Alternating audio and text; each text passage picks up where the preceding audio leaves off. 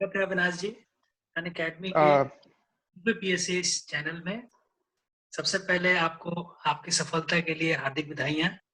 आपने 16वां thank you rank sir. प्राप्त present time पे आप सहारनपुर एसडीएम के तौर पे पोस्टेड हैं। ये चैनल काफी पॉपुलर हुआ है बच्चों के बीच में और आप जैसे प्रतिभागियों के जो अनुभव हैं वो शेयर करने की वजह से पॉपुलर हुआ है। तो चैनल की तरफ से आप स्वागत, धन्यवाद आने के लिए। Very very thank you sir. मुझे भी बहुत अच्छा लग रहा है, आपसे काफी दिन बाद बात हो रही है और मैं ये कहूंगा ड्यू टू द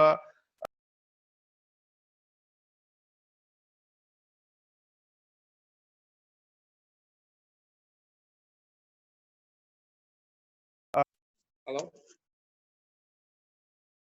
हाँ सर, आवाज आ रही है? हाँ आ रही है। हेलो। हाँ बिल्कुल आवाज आ रही है। आपका स्वागत है चैनल में। आप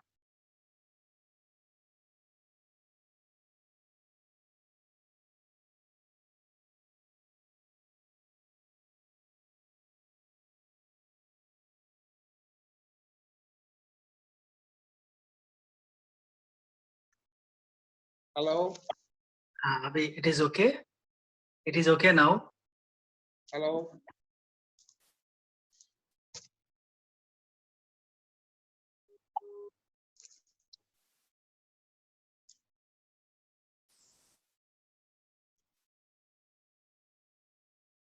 hello. Hello. Hello hello. Hello. आवाज आपकी बिल्कुल आवाज आ रही है। आप मुझे सुन पा रहे हैं? आप मुझे सुन पा रहे हैं? आपकी आवाज बिल्कुल मुझे क्लियर आ रही है। आपकी आवाज बिल्कुल क्लियर। आवाज थोड़ी सी कट रही है। Hello hello. Sir, I think ये थोड़ा नेटवर्क प्रॉब्लम है, तो क्या हम इसको कल कर सकते हैं, कल मॉर्निंग? मेरी 9 बजे क्लास होती है, 9 से 10। उसके मुझे तो इशू नहीं है। अविनाश जी बताएंगे। अविनाश जी अवेलेबल रहोगे 10 बजे?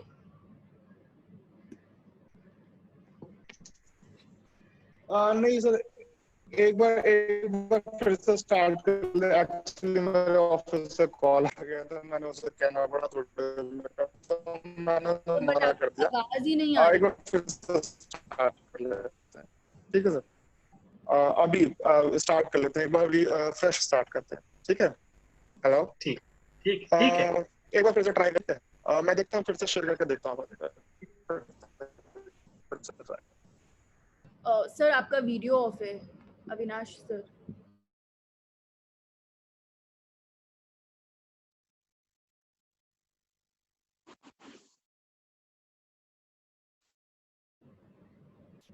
हेलो।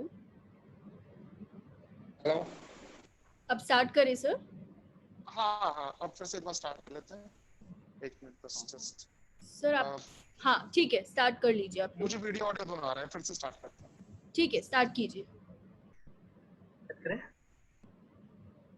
हाँ अविनाश जी स्वागत है आपका थैंक अनअकैडमी यू के सर। यूपीएससी चैनल में।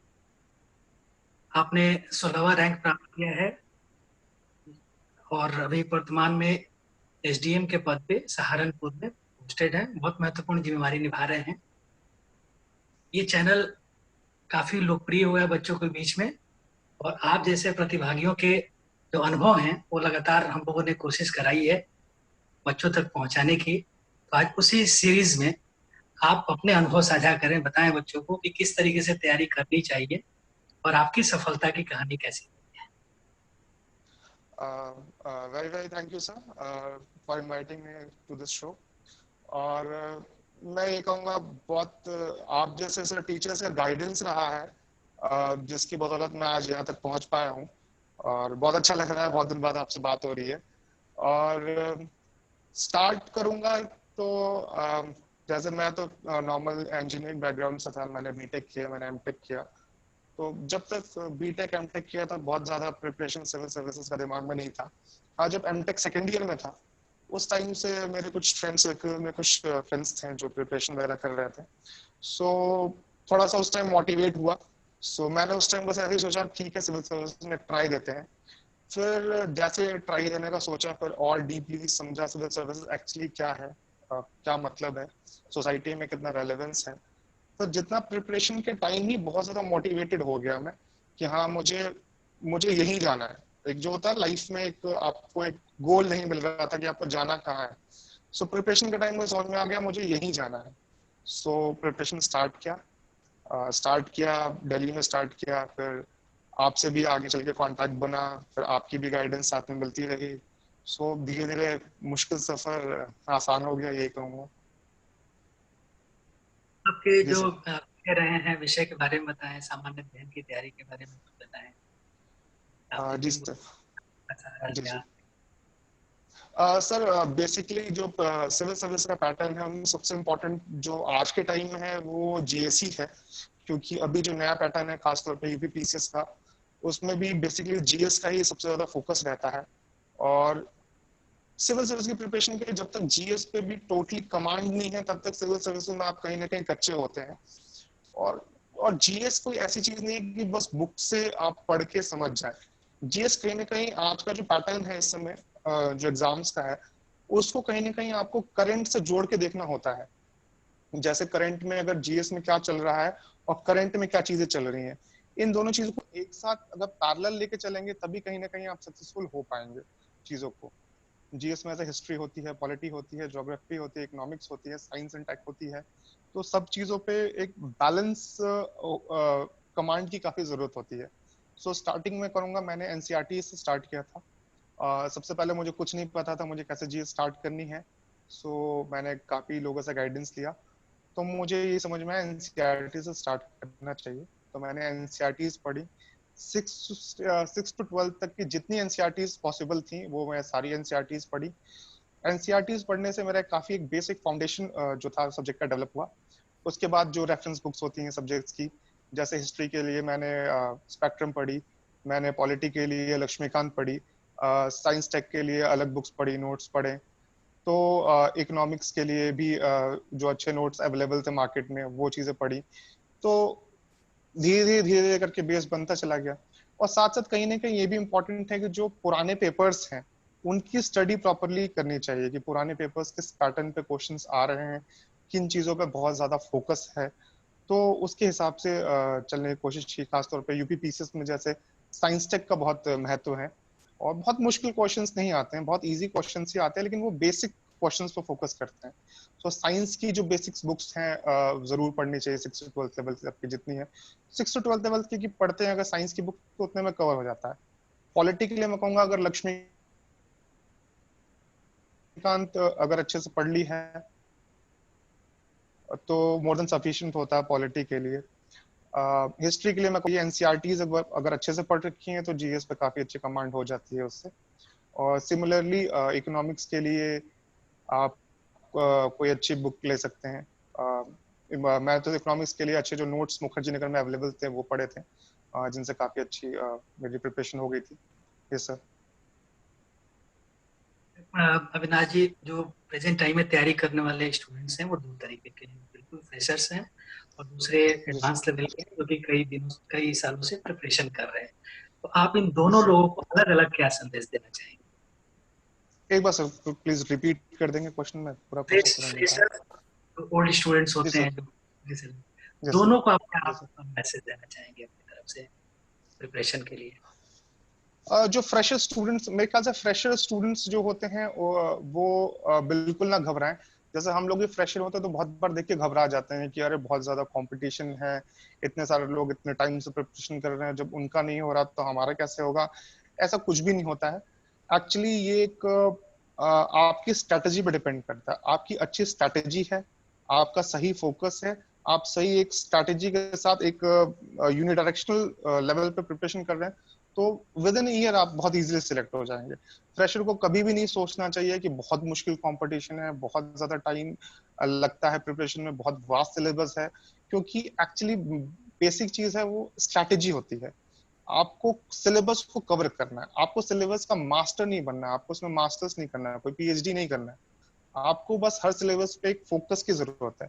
उतना ही पढ़िए जितने की जरूरत है, और कितना पढ़ना है ये डिपेंड करता है आपको अच्छी गाइडेंस मिल जाए। क्वेश्चन पेपर्स जो पुराने हैं उनको एनालिसिस करिए, आज तक किस लेवल तक के क्वेश्चंस पूछे गए हैं, हमें कितना पढ़ने की जरूरत है। रेगुलर टेस्ट दीजिए, खुद के टेस्ट करिए रेगुलर। राइटिंग प्रैक्टिस मेंस के लिए बहुत इंपॉर्टेंट है, जितना ज्यादा लिख सकते हैं उतना ज्यादा लिखिए, जितना लिखेंगे उतना फाइननेस आती जाएगी राइटिंग प्रैक्टिस में। सो मैक्सिमम लिखिए, और जितना न्यूज़पेपर पढ़ सकते हैं उसको पढ़िए। जो लोग काफी टाइम से प्रिपरेशन कर रहे हैं उनके लिए ये कहेंगे कि कहीं ना कहीं उनको ये देखने की जरूरत है कि इतने टाइम से प्रिपरेशन कर रहे हैं, कहीं ना कहीं कोई पर्टिकुलर मिसिंग छोटा सा पॉइंट मिस कर रहे हैं जिसकी वजह से प्रिपरेशन नहीं कर पा रहे। जैसे मैं कहूंगा मेरे साथी कुछ लोग जरूर थे जो बहुत अच्छा करते थे, हमेशा मेंस लिखते थे, हमेशा इंटरव्यूज देते थे, लेकिन राइटिंग प्रैक्टिस नहीं करते थे, राइटिंग प्रैक्टिस करने से डरते थे, बार बार टेस्ट नहीं देते थे, खुद से भी प्रैक्टिस नहीं करते थे, सीधे जाके एग्जाम में ही लिखते थे। तो ये कहीं ना कहीं हार्मफुल हो सकता है। राइटिंग प्रैक्टिस मेंस के लिए बहुत ज्यादा इंपॉर्टेंट है, उसको बिल्कुल भी ना मिस करें। और हमेशा कुछ करंट से चीजों को जोड़ के पढ़ा करें, और न्यूज़पेपर जो करंट में क्या चल रहा है उससे भी जोड़ के लिखने की कोशिश करें। अपने आंसर्स हमेशा खुद से एनालिसिस करें, एक्सपर्ट्स को दिखाएं, अच्छे टीचर्स को दिखाएं कि आंसर्स में कहाँ कमी है, जो कमी है उसे फाइंड आउट करें। सो ऐसा करेंगे तो जो भी थोड़ा सा टाइम से प्रिपरेशन कर रहे हैं उनकी भी प्रॉब्लम इजीली सॉल्व हो जाएगी, मुझे लगता ऐसा कहते है। हैं पीसीएस की तैयारी में, सिविल सर्विसेज की तैयारी में ये रणनीति ही निर्णायक है। यस। स्ट्रैटेजी पे आप क्या कहना चाहिए? मैं बिल्कुल 100% इससे सहमत हूँ, क्योंकि एक्चुअली रणनीति ही, स्ट्रैटेजी जो है वही सबसे इम्पोर्टेंट है। और स्ट्रैटेजी, क्योंकि सिलेबस का कोई एंड नहीं है, वो कोई प्रिस्क्राइब नहीं कि आपको यहीं से पूछेंगे या वहीं से पूछेंगे, ऐसा कुछ नहीं है। सिलेबस में कहीं से पूछ सकते हैं। द थिंग इज दैट आपको बेसिक्स सब चीजें पता होना चाहिए। आपको बेसिक्स पता है तो उस पर फाउंडेशन बना के आप चीजों का आंसर कर सकते हैं, आंसर लिख सकते हैं। सो आपका स्ट्रैटेजी ऐसा होना चाहिए कि सिलेबस को कैसे कवर करना है, ये आपके पास एक प्लान होना चाहिए कि मैंने अब तक कितना सिलेबस कर लिया है, मुझे अब तक कितना सिलेबस मेरा बाकी है, ये आपको एग्जैक्टली पता होना चाहिए।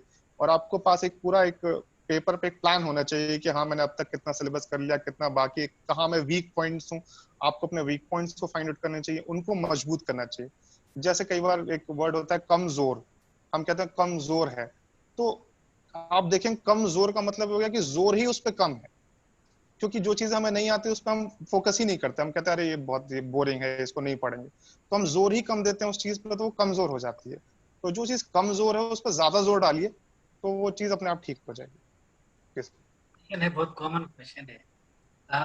जी सर। तैयारी के दौरान मोटिवेशन की कमी होती है, कई आशा निराशा के क्षण आते हैं, तो कैसे आपने अपने आप को मोटिवेट रखा, और स्टूडेंट्स को क्या मोटिवेट करने के लिए क्या करना चाहिए?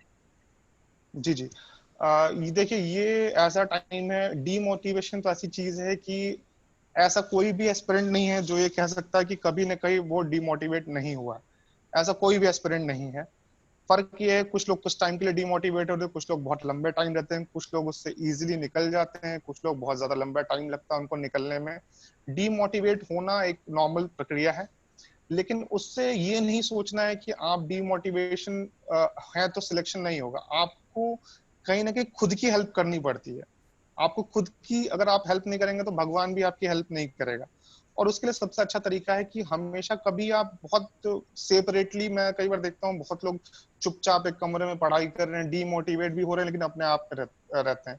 हमेशा आप एक दो तीन लोगों का अच्छा ग्रुप बनाइए, जो लोग पढ़ाई करते हैं, जो लोग आपके साथ जिनका फ्रीक्वेंसी मैच करता है, जो लोग सेम आपके पढ़ाई से के साथ सेम अलायंस रखते हैं। तो उनसे डिस्कस करिए, चीजों को डिस्कस करिए, बात करिए, कहाँ कमी है उस पर बात करिए। तो हमेशा दो तीन चार लोग ग्रुप में रहिए, जो भी अच्छा ग्रुप हो। और ग्रुप की गई पढ़ाई बहुत फायदेमंद होती है।